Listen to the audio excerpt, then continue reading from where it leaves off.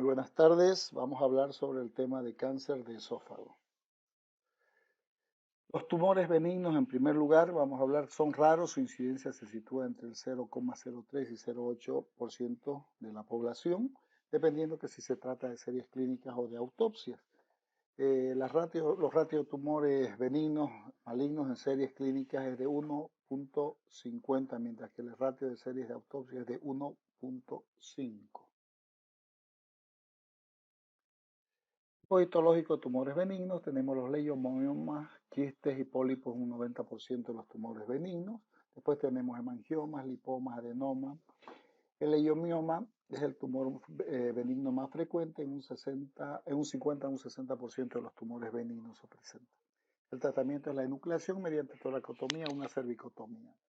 Los quistes, un 15 a 20% se presentan y habitualmente son congénitos.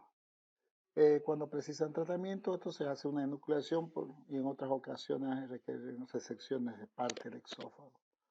Los pólipos se recomienda su resección generalmente por vía endoscópica y algunos pueden necesitar un tratamiento quirúrgico.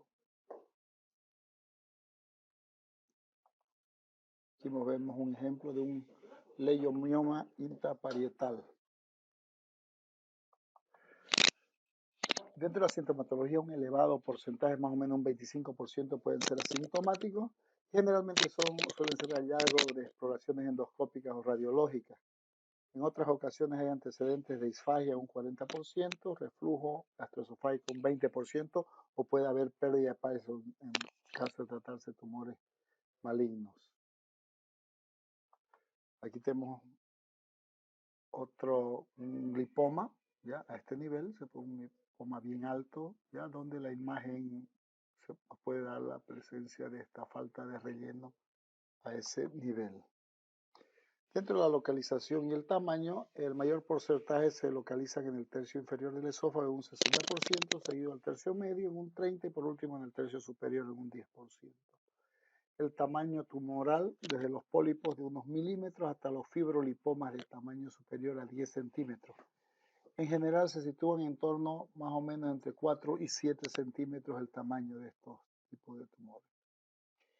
Hablando en sí de los cánceres de esófago ahora, propiamente dicho, se originan generalmente en el epitelio esofágico, el que es una proliferación anárquica, infiltrante, dice que se propaga en forma directa o por vías linfáticas o hemáticas se puede propagar.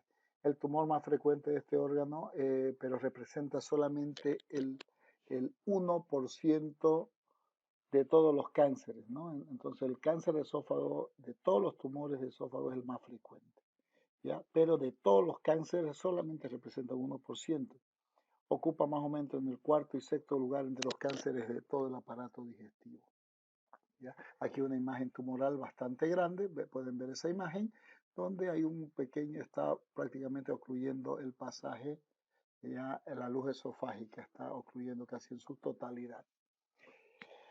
Es más frecuente en el hombre, en una proporción de 10 a 1. En Europa esta relación es un poquito más de 4 a 1 debido por las costumbres, ya por los hábitos también que tienen las mujeres en Europa casi igual que los hombres.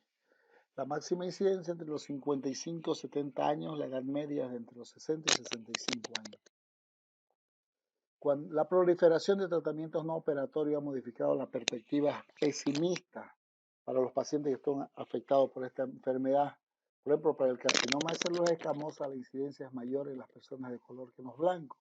Y se ha demostrado una relación estrecha que existe entre el cáncer esofágico, el tabaquismo y el consumo de alcohol.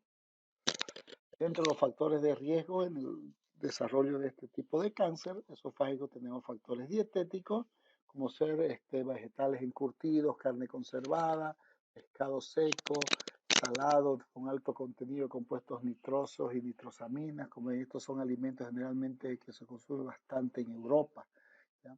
Alimentos contaminados por hongos, alimentos y bebidas consumidos a altas temperaturas, por ejemplo el café bien caliente que muchas personas toman, deficiencia en micronutrientes como la vitamina A, B12, C, E, betacarotenos, déficit de algunos oligoelementos como el cobalto, el cobre, el molibdeno, zinc.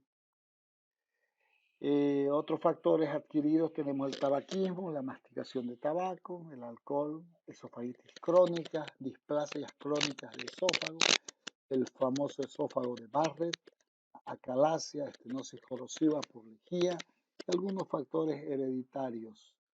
¿Ya? Dentro de la anatomía patológica, el más frecuente pues el carcinoma epidermoide, originado en el epitelio escamoso del esófago.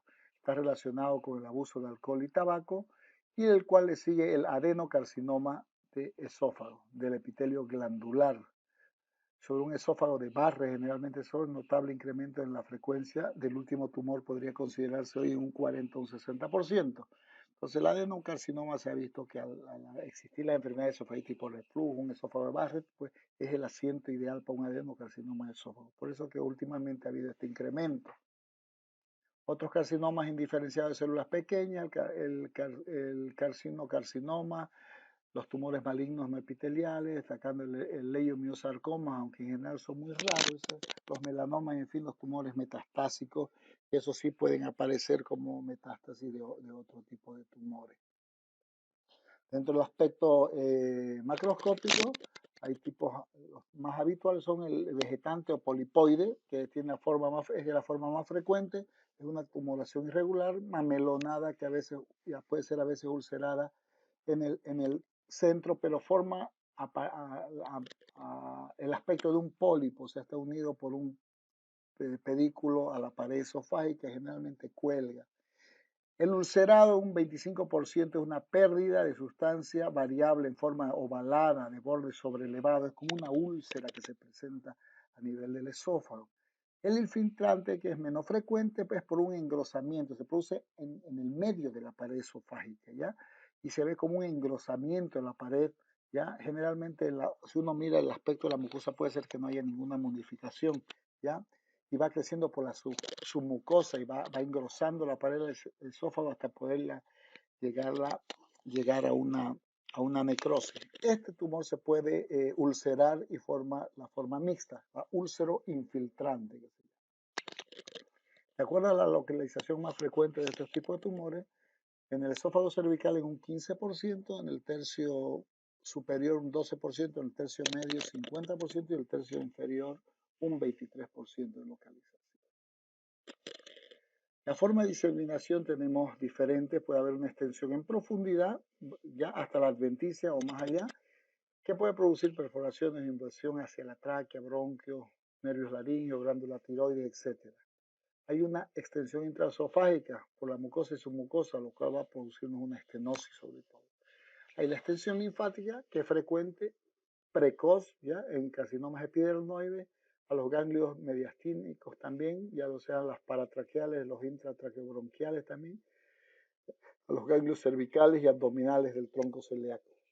La diseminación hemática es frecuente en los casos solamente avanzados, pero puede afectar al hígado, pulmones, huesos y riñones, ¿ya? Entonces aquí vemos el esófago con todas las posibles vías de diseminación tanto hemática, linfática, ya por continuidad o por profundidad puede presentarse.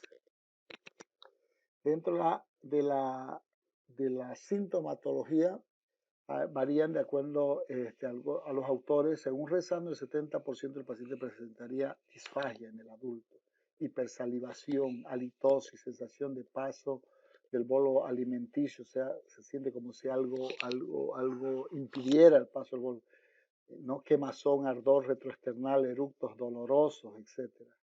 La disfagia de aparición insidiosa, lenta, progresiva, primero para sólido y luego para líquido. También la disfagia puede tener un grado en el ritmo, duración. Se debe descartar un cáncer esofágico cuando el paciente tiene disfagia. La pérdida de peso también es muy importante, dolor torácico. Otros signos y síntomas, regurgitación o vómito, disfonía, tos, neumonía, ya aspirativa asociada a fístula de esófago respiratoria, hematemesis o melena en casos más avanzados. Entonces aquí podemos ver ya una imagen, no es muy clara, pero se ve una retención de líquido a nivel del esófago por una estenosis que se produce a este nivel. Ya acá otra imagen donde se ve un esófago totalmente irregular e invadido por pues, unas ulceraciones con bordes elevados. Dentro del diagnóstico, la endoscopía permite la visualización directa del tumor, ¿ya? Inclusive nos ayuda para tomar una biopsia. El rédigo de la citología por aspiración con agujas fines de las biopsias múltiples endoscópicas es más o menos un 70 a un 100% de confiabilidad. Entonces, para facilitar la detección temprana del cáncer esofágico, se puede realizar un estudio mediante tinción por vía endovenosa, ya para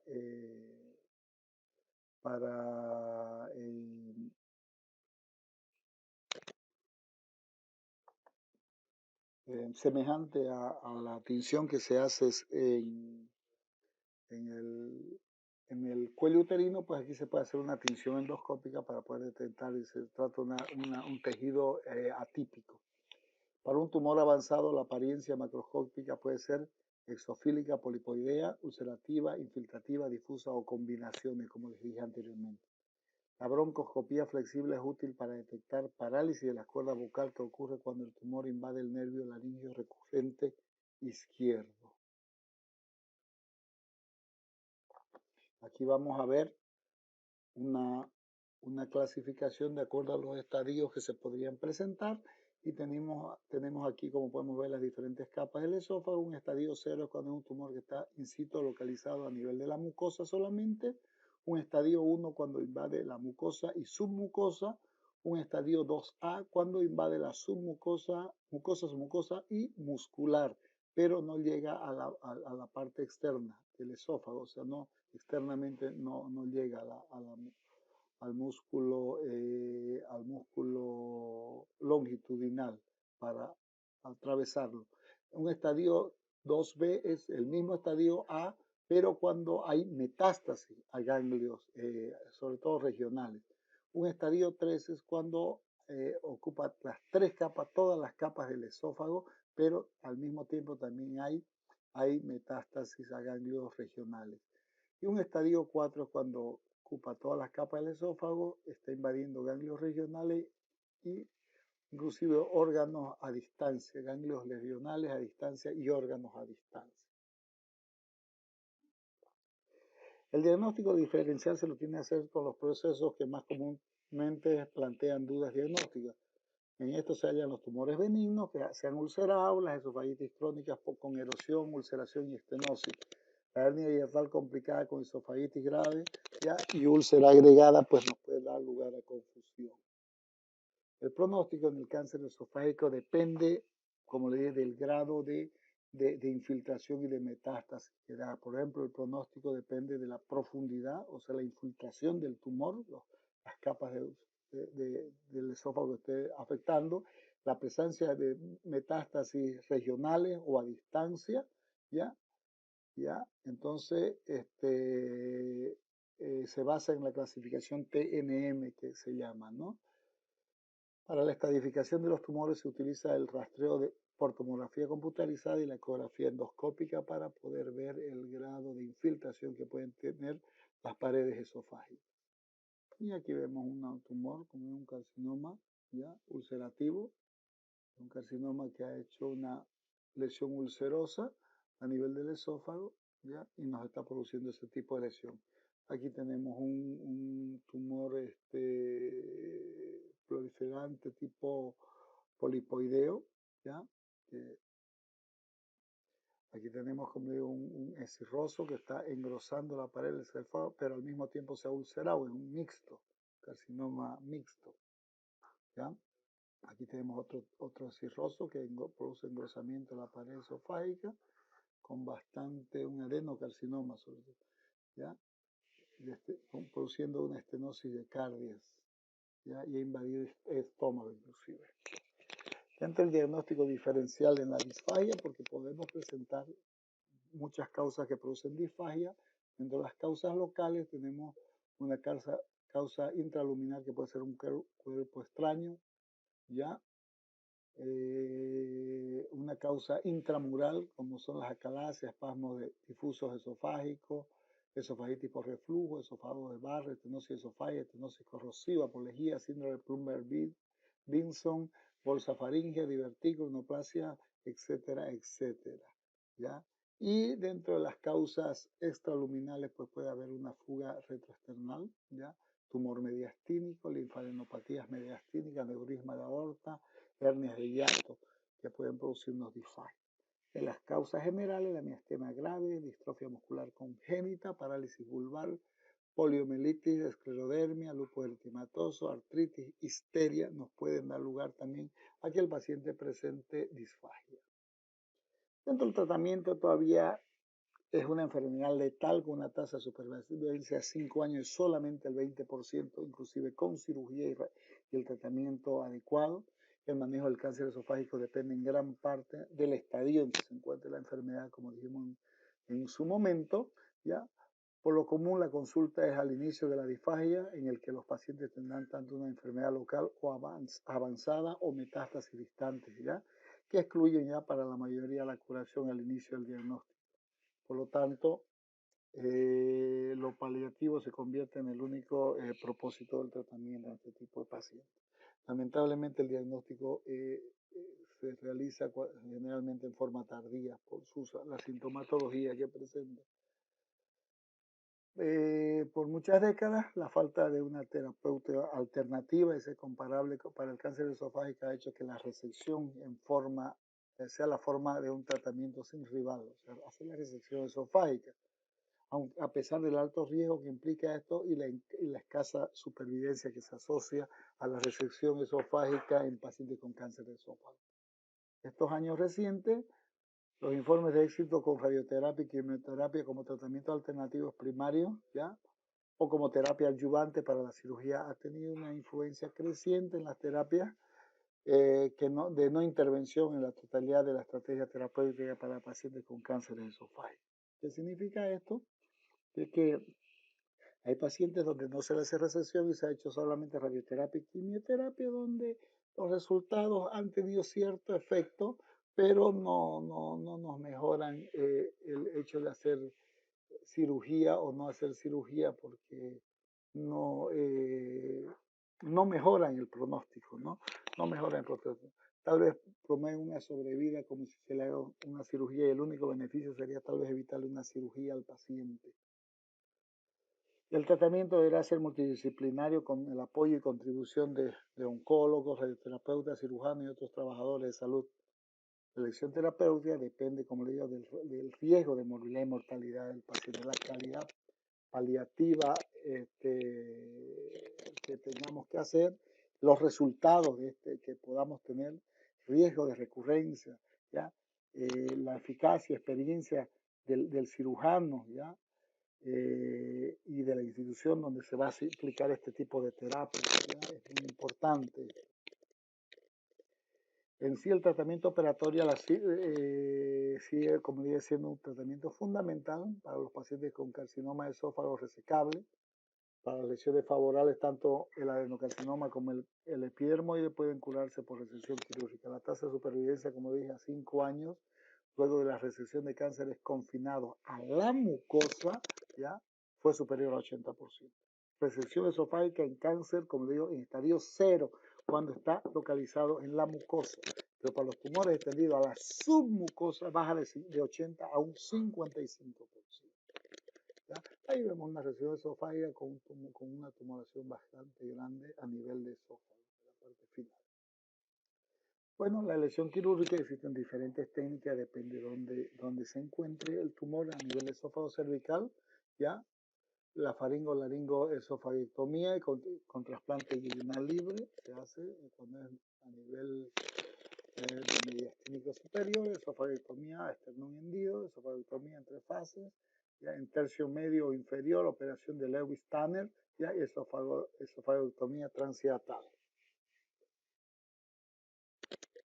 Ahí es otra esofagectomía en 3 fases, hace una esofagectomía, ya hace un absceso por toracostomía izquierda. Hay la esofagectomía transhiatal, esófago, gastrectomía y gastrectomía abdominal, depende el grado de invasión que tenga. Se puede hacer un bypass gástrico también de Kirchner, bypass de colon y bypass de yeyuno para reparar la esofagectomía que se ha hecho. ¿ya? Y aquí tenemos algún ejemplo donde está el cáncer del esófago, se hace la resección del esófago, de la parte de todo el esófago y se hace actualmente se diría una manga gástrica que pueda llegar hasta arriba, a unir la parte proximal del esófago, ¿ya? Aquí hay otras técnicas también utilizando el estómago, como vimos anteriormente, a manera de una manga gástrica. La escasa operatividad de los cánceres esofágicos cervicales o cérvico-torácicos, ¿no? La utilidad de los abordajes combinados, la preferencia por las anastomosis cervicales más simples con menor mortalidad, la relativa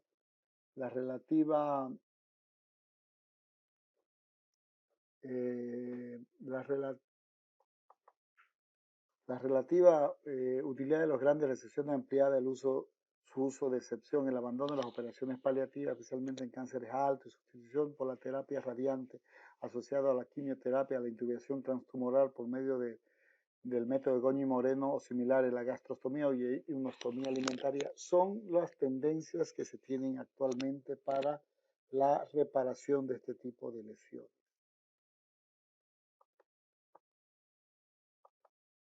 Ahí vemos una anastomosis gastroesofágica, ¿ya? Entonces se ha llevado el estómago, parte del estómago, se ha hecho una manga gástrica y se ha ido a anastomizar con el extremo proximal del esófago. Dentro del tratamiento no operatorio, pues la intubación con stent protésico es una alternativa atractiva en la terapia con láser porque puede proveer una paliación más duradera tras un procedimiento único, ya que el láser pues puede producir quemaduras, puede producir puede permitirnos poder dilatar un poco el esófago, romper la estenosis que está produciendo el tumor, pero también tenemos peligro de que rápidamente vuelva a estenosarse. En cambio, los stents que se colocan, estos muchas veces no permiten de que el esófago del tumor pueda ocluya muy rápido nuevamente la luz esofágica. En algunos centros se tratan con radiaciones de alto voltaje, poliquimioterapia, agregándose en casos indicados tratamientos a la resección tumoral quirúrgica. Otros ponen algunos cobaltoterapia intercalada. Entre la cirugía, la resección y el segundo tiempo se realizaría la cirugía de reconstrucción. Otra opción terapéutica también, como medida de la permeabilización con rayos láser, ya neodymium YAG, especialmente en tumores irresecables, ya, pero hay una escasa respuesta a las radiaciones. Aquí tenemos una estenosis esofágica donde se hace la colocación de un stent, ¿ya? Dilatador esofágico, que es una buena opción. Peligro de producir perforación a nivel del esófago. Dentro de las complicaciones quirúrgicas, como son las habituales, shock, hemorragia, sepsis, insuficiencia cardiorrespiratoria aguda, etc. La más importante sería la dehiscencia de la anastomosis esofágica, sobre todo a nivel torácico, por lo cual se prefiere hacer una anastomosis cervical. La mortalidad operatoria entre el 10 y el 50%, de acuerdo con la ubicación del cáncer, y es mayor cuanto más alto en el esófago, ya que la vía de abordaje pues, es más complicada. La sobrevida con media 5 años es baja, del 5 al 10%, tratadas aún interdisciplinariamente. La terapia radiante asociada con la cirugía en algunos casos constituye el único tratamiento posible en resultados pobres, ¿no? La quimioterapia también se acompaña de resultados pobres, bleomicina asociada al cisplatino, la combinación de quimioterapia, radiaciones de alto voltaje, también no se obtuvieron sobrevidas mayores que con la cirugía, especialmente en cáncer de esófago alto, la diferencia no es mucha. Los resultados del tratamiento del cáncer de esófago son generalmente mediocres. La cirugía demanda poco esfuerzo por la magnitud de las operaciones. Demandan no poco esfuerzo, perdón, son cirugías muy complicadas, son cirugías grandes, pero solo o acompañada con otros tratamientos es la única que permite algunas curaciones y alguna larga sobrevida por más de 10 años, como dije, dependiendo de la localización y la proliferación del tumor. Muchas gracias.